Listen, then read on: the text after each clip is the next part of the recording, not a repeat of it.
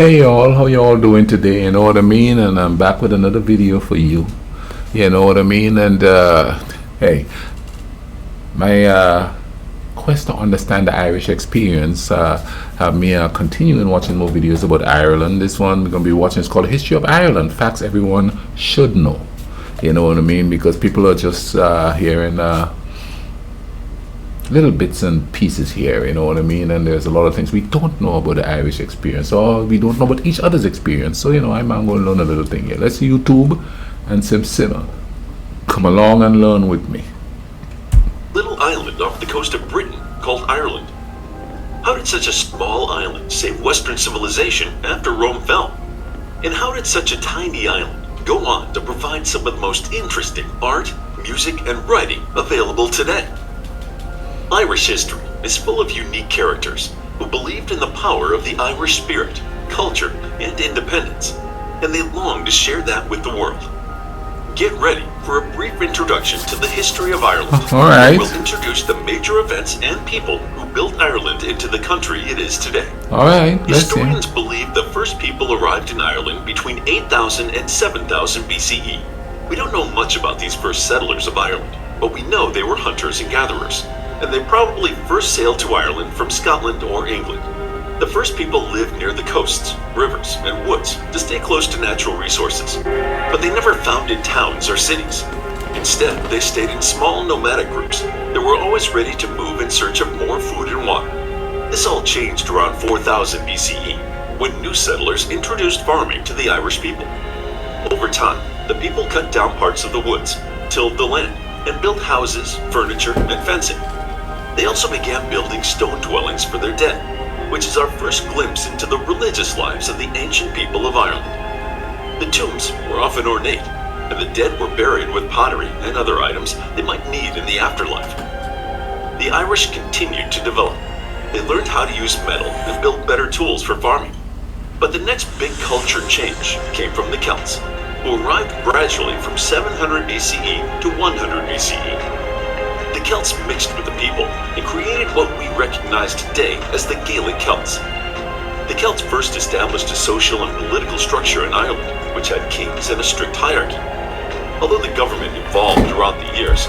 Is it me, or every time you look at the civilization, it always started with the hunter-gatherer types who were nomadic? You know what I mean? And then another tribe come along who quite possibly have a stronger army, or an idea of a more structured society comes along, and then they start building on it. Isn't that like kind of like what happened with the Native Americans to a certain extent, because they had their own structure of but it was fragmented because of the different tribes. So that's quite possibly what happened here in Ireland. There's all these different tribes or all these different peoples, nomadic, just roaming the place. You know what I mean? The Native Americans were kind of sort of like that until the colonizers came and have more of a centralized government ideology. It stood until the AngloNorman Conquest of the 12th century. The Romans did not conquer Ireland, and there is no archaeological evidence that they ever tried, even though there is evidence that the Irish traded with the Romans living in Britain. When Rome fell, Ireland was largely unimpacted. Instead, they began to settle colonies in Britain. As the Irish moved out from their island after the Roman Empire, they encountered Christianity in Britain and brought it back to Ireland no later than 431 CE. St. Patrick is credited with bringing the religion to the island, and the transition from pagan religions to Christianity was so peaceful that there were no Irish martyrs during this time. St. Patrick was named the island's patron saint, and he is still recognized and honored today by both the Catholic and the Orthodox churches. Christianity changed the country by encouraging the Irish to settle around churches and monasteries, which became the center of education from the 6th to the 12th centuries. Irish monks would travel far and wide as part of their faith, spreading the gospel and encouraging fellow believers in other countries. After the fall of the Roman Empire, the monks were also spreading literacy and protecting classic religious and secular manuscripts. The Irish also developed into small kingdoms, usually following a wealthy and powerful individual who lived nearby. The kingdoms fought each other for resources and dominance. This division continued through the 8th century when the Vikings began to arrive. Unlike the Romans, there was nowhere too far for the Vikings to travel, and they attacked Ireland, the first violent invasion the island had ever experienced. Although the Vikings destroyed many monasteries, they also built cities and introduced the Irish to a broader world of commerce and better weaponry. They also served as a common enemy, who finally helped the kings of Ireland to start uniting into a cohesive country, because the Irish needed to make alliances to survive the Viking invasions. Some Vikings settled in Ireland and acquired farming land, so by the mid-10th century, life in Ireland had returned to the normal feuding among kings. Dynasties continued to grow, and by the 12th century, there were only a handful of kingdoms in Ireland, and Ireland began establishing a high king that had actual power. But all their work was stopped in 1169 by the Anglo-Norman invasion, when Henry II of England was invited to mediate a royal dispute between MacMurrough and High King O'Connor. MacMurrough wanted help in his rebellion against the High King, but by asking Henry II into Ireland, he started one of the most remarkable changes in Irish history. The Anglo-Norman invasion began in May of 1169, and they took Dublin on September 21st, 1170. By 1172, enough of Ireland had been conquered that Henry II named himself the Lord of Ireland. Wow. Although he quickly lost interest in the island, other Englishmen did not. His son, King John, split Ireland into tenants, which he gave to nobles, and he set up the first Irish national government, which is still used as a model for Irish government today. Eventually, counties began to take precedence over the rights of landowners. By 1250, the Anglo-Normans had taken about 3/4 of the land, leaving the less ideal remaining portions for the Irish. The Irish felt angry and bitter towards their conquerors, and in the mid-1200s, they began to resist and fight back. Sadly, such resistance failed. The Irish could not drive the Anglo-Normans from their homeland. Instead, the Anglo-Normans settled down and began calling themselves Anglo-Irish. They built castles, wrote laws against the traditional Irish culture, and joined in the feuds to keep the locals fighting among themselves. The island was drained of its natural resources, and its people were... The more things change, the more they stay the same, huh? They divide the people so they could control them. That thing works every single time, man. Sent to fight English wars. Still, the constant feuding eventually caused the wealthy landowners to move back to England. Although the Anglo-Irish still technically owned their vast estates, they were absentee and had no way to protect them, so the locals moved in and terrified their Anglo-Irish neighbors. Ireland also suffered from famine and the Black Death in the 14th century, which also drove away the Anglo-Irish. Eventually, England lost control of the entire island except for Dublin. The Anglo-Irish who remained took control of the government, ensuring their own interests were represented. Although the locals outnumbered them, the Irish could never unite into a confederation, so the Anglo-Irish remained in power over the island as they strained against the King of England. The tensions between the English and the Irish continued to grow in the 16th century because of the Reformation, which swept across Europe and saw England become Protestant. Ireland remained Catholic, and the English attempts at religious reform on the island led to further oppression of the local people and resentment between the two groups. England decreed that only Protestant Englishmen could take political office, which excluded the Irish from having their own government. The Irish fought against the English colonization. You know, that's something I never really grasped, though, because my country is mainly Catholic, and they say that the English were Protestants. So how come the Catholics were so prevalent on the island and Protestantism didn't take hold if we were colonized by the British? Is it because the British kind of lost control, like real control, or because they were absentee owners that the Catholicism sort of prevailed on the islands, because most of the islands down there were was Catholic? You know, I mean, everybody I hung around was Catholic. There was other religions. There was some Anglican, but not a whole lot. My grandparents on my mom's side were Anglicans, and there were some Methodists, and but those didn't come in until pretty much. Well, the Anglicans have been there, But like the stuff like the Methodists and stuff, they didn't come in until later on. Of course, that's one of the newly, I guess, relatively so formed religions. But and then the Protestant didn't come in a whole lot until after the American invasion. So the question is, for me, is how did the islands stay Catholic so long? And there wasn't any sort of reformation or anything like that to Protestantism? Since the British were like the quote unquote rulers of the island. We only got independence in what, 76?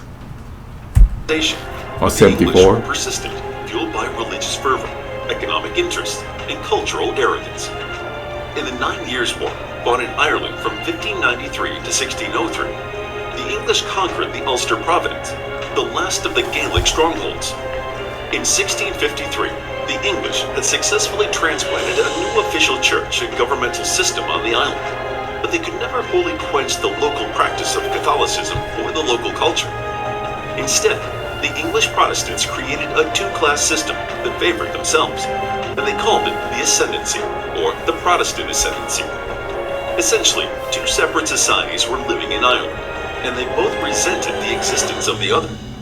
The Protestants exercised complete control of the island, passing penal laws to prevent Catholics from participating politically or socially in society, and they enjoyed all the benefits of privilege. The Catholics remember this period as a time of great oppression, even though they were the majority on the island. The ascendancy is the most extended period of peace in Irish history, but they could not achieve great prosperity. They did achieve some, but the English restricted the island's access to transatlantic trade, which limited the island's economic growth. Both groups in Ireland resented the English for that, and for the first time, the Protestants and Catholics joined together. When the Irish Parliament secured its virtual freedom, the Catholic Irish began to demand more rights, and inspired by the revolutions in America and France, they wanted an Irish republic that Englishmen didn't rule. Their loss led to a forced union with Great Britain in 1801, but even as part of the United Kingdom, the Irish were not treated as equal citizens. The Irish continued to resist English rule, pushing for their emancipation, and they were led by Daniel O'Connell, an Irish politician who believed in the power of non-violent resistance. In 1828, O'Connell was elected as an MP in the British cabinet. Technically, because he was Catholic, O'Connell was not allowed to have this office, but the English feared the Irish would react violently if they were denied this victory. So, in 1829, the Catholic Emancipation Bill passed Parliament, and the Irish Catholics were allowed to hold any governmental office except the two highest. The Catholic Emancipation Bill. I never thought I'd heard Catholicism and emancipation in one sentence. I mean, they happen to be emancipated from some kind of a rule or something like that. You know what I mean? Being raised Catholic myself, I never heard nothing like that. You know what I mean? They were always like the major, like I said before, the major religion on the island, you know? Other people had to be emancipated from them. Lord Lieutenant and Lord Chancellor of Ireland. The 1800s were also a time of great hardship. In 1845, the Great Famine swept through Western Europe and left devastating damage in Ireland. A potato blight swept through the island, leaving 30 to 40% of the crop inedible. By 1846, the blight had settled on the whole island. Although the English initially offered help, the anti-Irish sentiments led them to rely on private groups to feed the people. Thousands died, while the English politicians ignored the Irish plight.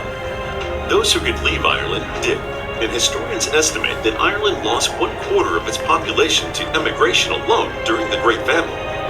The Irish who remained and survived felt an even greater resentment towards the English for not helping during the disaster, and more than ever, they wanted Irish independence.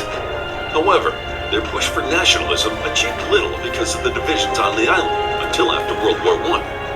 The people who were divided economically, religiously, and politically, and all this division made it hard for them to successfully advocate for emancipation and home rule, which Charles Stewart Parnell led. The English put the push for Irish independence on hold during World War I, and while most of the Irish were content to wait, a small faction planned and launched the Easter Rising. The public was angry with the rebels and supported the government for putting down the rebellion. But when the government began to arrest innocent citizens because of their political beliefs, nationalism awoke, and the people once again pushed for their freedom. However, Ireland had been divided for so long that they remained divided even as they pushed for freedom. After World War I, the island was divided into Northern Ireland and the Republic of Ireland. Even though they were no longer a colony of England, the tensions and strife between the different religious, economic, and political factions continued throughout the 1900s. Even as Ireland industrialized, they saw huge population losses to emigration, and their economy only began to stabilize in the 1960s, leading to more prosperity for all. As the economy grew and stabilized, the Republic of Ireland started to give the Irish people hope for a better tomorrow. Although the South is doing well, tensions continue in Northern Ireland between the Protestants and the Catholics. But the two governments are working together to see how they can resolve their differences and join together in a celebration of all things Irish. To learn more about Ireland, check out our book, Irish. Wow. Such a complicated history. Huh? I guess all histories are complicated, but you know what I mean? I'm glad I ran into learning about this, you know what I mean?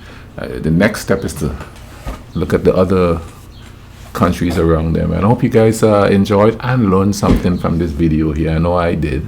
And if you guys like watching these videos with me, please drop a like on this, subscribe. If you subscribe, hit the notification button so that you can know when I am uploading videos. You understand? I'm gonna leave a link in the description to this video. You know what I mean? This is a pretty cool channel here, so you could go check this channel out and see what else they have to offer. You understand what I'm saying? Thing. In the meantime, please take care of each other. Okay? Cool runnings.